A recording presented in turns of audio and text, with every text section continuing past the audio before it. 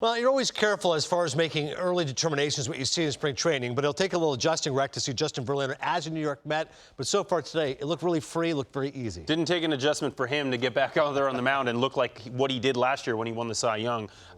This is Justin Verlander.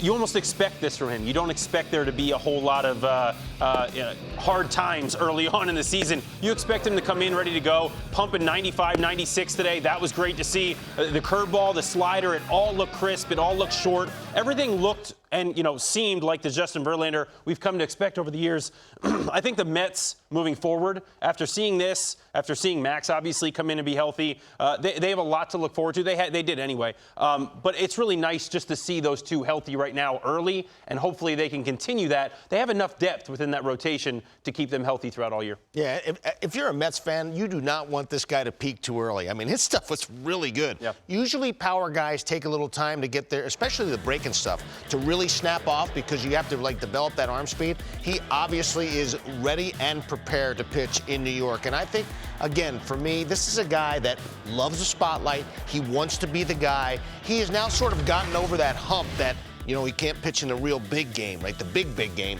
He did a great job of it last year in the World Series. And, this is going to be, he's obviously a Hall of Famer. Just the special numbers from last year, for him to bounce back the way he did after Tommy John, this is still kind of a fresh arm. It's kind of weird to talk about it. Yeah. It's a fresh 41, 42-year-old arm. That's part of it, too. And one other thing, too, Rec, I'm curious about your thoughts.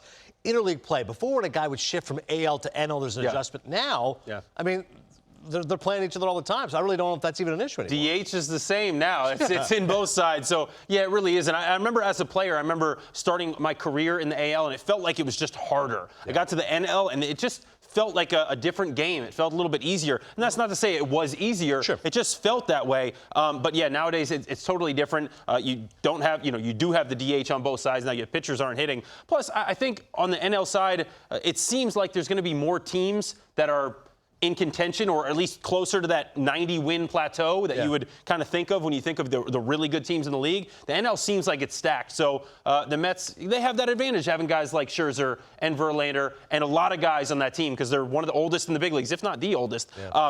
Having all that experience on that team, really going to help them this year. And you think he'll be rejuvenated pitching in New York? I don't think there's any question about it as far as I'm concerned. I do think he's going to have a little struggle. The NL East is no joke. It's a bear. That's a bear. I mean, you talk about the Phillies and the Braves. I mean, there's some pretty good hitting teams. And even the Marlins, I think they're going to be a little bit better, especially just overall offensively. I think it's going to be a little bit better club. But again, I think Justin Verlander is a guy that wants the baseball. He wants the spotlight. I think he's going to be perfect there in New York.